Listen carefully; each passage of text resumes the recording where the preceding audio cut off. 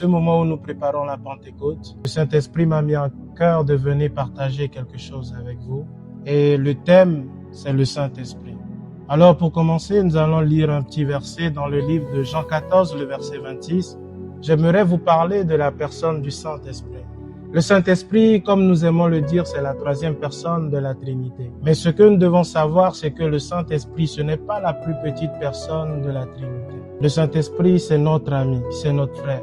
Pour moi, spécialement, le Saint-Esprit, il joue un très grand rôle. C'est mon meilleur ami. Dans le verset nous dit, il vous enseignera toutes choses. Il est celui qui peut nous enseigner la volonté parfaite de Dieu. Il est celui qui peut nous enseigner où est-ce que l'Éternel veut que nous puissions arriver. Ce soir, j'aimerais dire à un jeune comme moi, cherche le Saint-Esprit.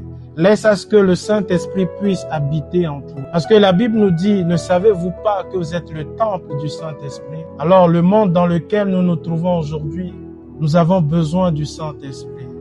À l'école, nous avons besoin du Saint-Esprit. Dans nos maisons, nous avons besoin du Saint-Esprit. Au travail, nous avons besoin du Saint-Esprit.